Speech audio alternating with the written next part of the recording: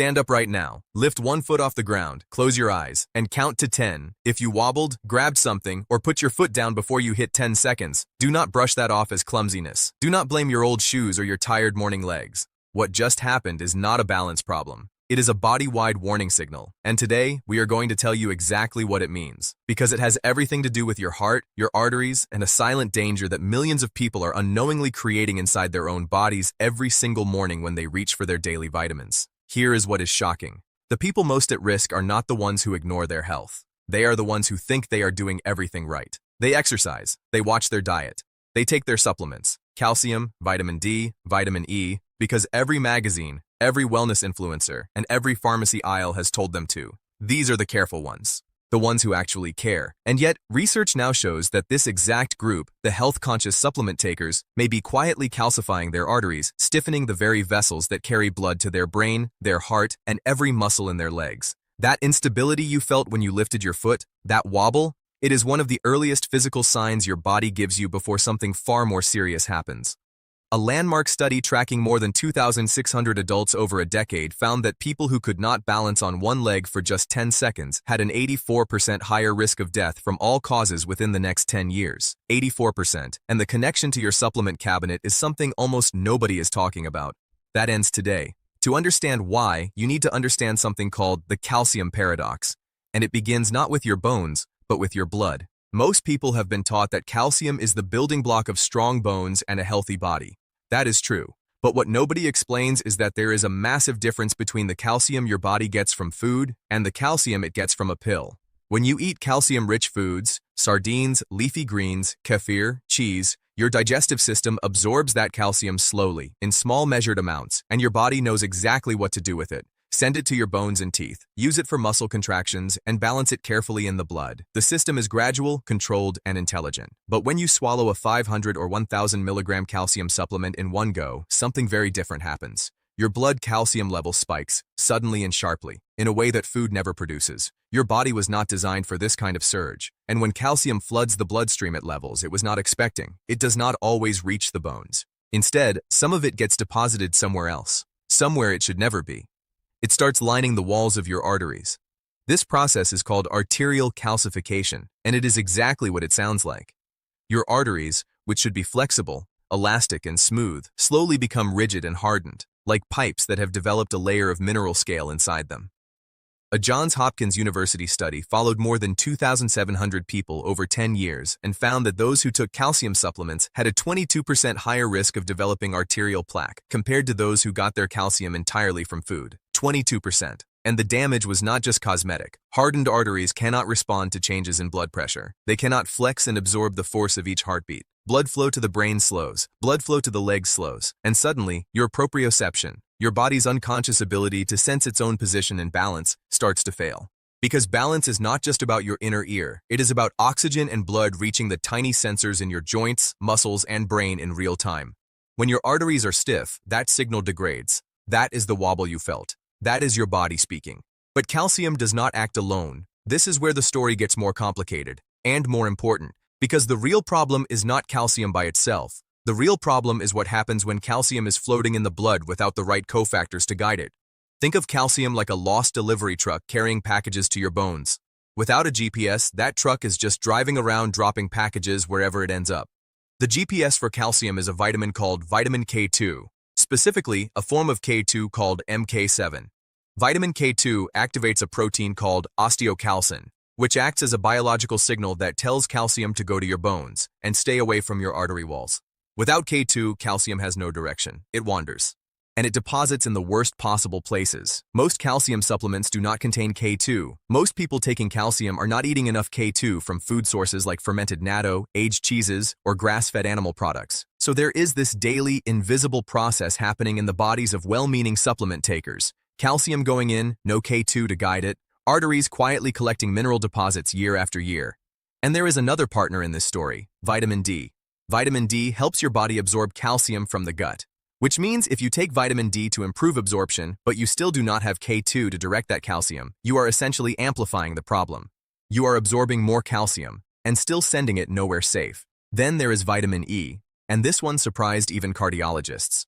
The HOPE trial, one of the largest cardiovascular studies ever conducted, tested high-dose vitamin E supplements in thousands of patients at risk for heart disease. The medical world expected vitamin E to be protective. Instead, researchers found that high-dose supplemental vitamin E offered no benefit, and in some subgroups actually increased the risk of heart failure. How? Because the vitamin E in supplements is almost always a synthetic version called DL-alpha tocopherol, a petroleum-derived molecule that mimics natural vitamin E but does not behave the same way in the body. Natural vitamin E from food contains 8 different compounds working together. The synthetic version is a single isolated molecule, and that single molecule, in large doses, can actually block the other 7 natural forms, essentially crowding out the real thing. This is the gap between synthetic supplements and whole food nutrition that the supplement industry does not advertise. The label says vitamin E, but what is inside the capsule is not what your cells evolved to receive. Here is what makes this even harder to navigate. In the United States, the supplement industry operates under a law called the Dietary Supplement Health and Education Act, DSHEA, passed in 1994. Under this law, supplement manufacturers do not need to prove that their products are safe or effective before putting them on store shelves. They do not need FDA approval. They do not need clinical trials. They only need to avoid making direct medical claims. So instead of saying, "This cures heart disease," they say, "This supports cardiovascular wellness."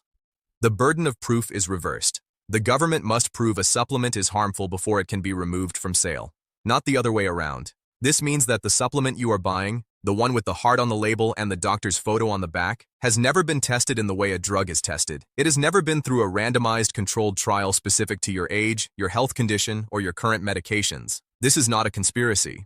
It is simply a regulatory gap, a black hole between marketing and medicine. And the word natural on a label makes it worse, not better, because it creates an aura of safety that the product has not earned. Arsenic is natural. So is mercury. Natural means it exists in nature. It does not mean it is safe in any dose, in any form, in your specific body. The supplement industry generated over $177 billion globally in recent years, powered largely by the assumption that natural equals safe and more is better. Neither of those things is true when it comes to calcium and your cardiovascular system. So how do you know where you actually stand? The most important diagnostic tool available right now is something called a coronary artery calcium scan, a KAC scan.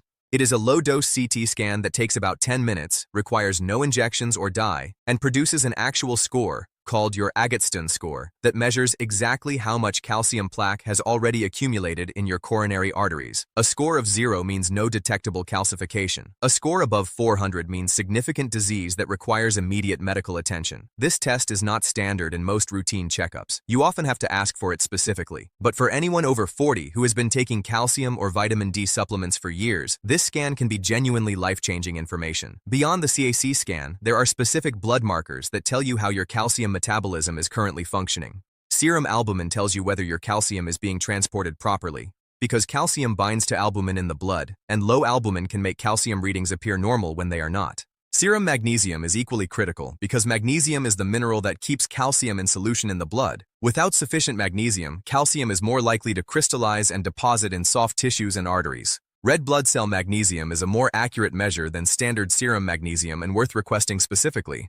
These are not exotic tests. Most labs run them routinely, but most people never ask for them because nobody told them to. Now you know. The path forward begins with one rule that should govern every decision you make about supplements from this point forward. Test before you supplement. Do not take calcium because the bottle says you should. Do not take it because your mother took it. Take it, or don't, based on what your blood actually shows. If your dietary calcium intake from food is already adequate, and your CAC score is 0, and your vitamin K2 levels are sufficient, you may not need calcium supplements at all.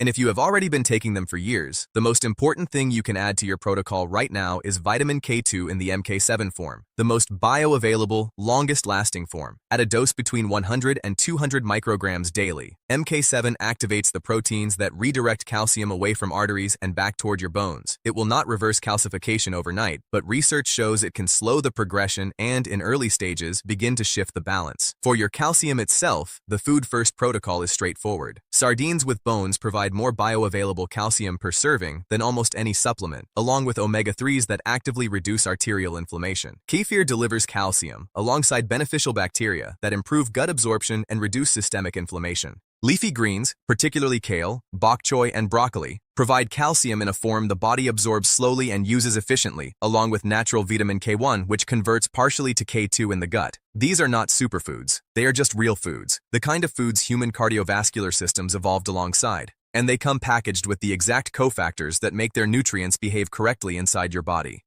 If you wobbled on one leg today, your body gave you a gift. Most cardiovascular warning signs are silent. No symptoms, no pain. Nothing until something breaks.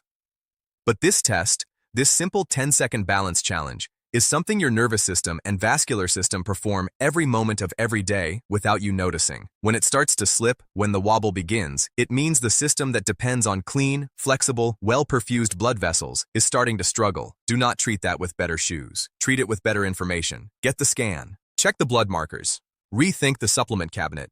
Because your body is not a collection of deficiencies waiting to be corrected by a pill. It is an ecosystem. And ecosystems thrive when every element is working in relationship with every other element, not when one mineral is being hammered in isolation. The warning is already in your legs. Now you know what to do with it. Share this video with someone who takes calcium every morning and has never heard any of this. Because the most important health information is almost never the loudest. Subscribe, because next week we are going into exactly which blood tests your doctor is probably not ordering, and why they should be.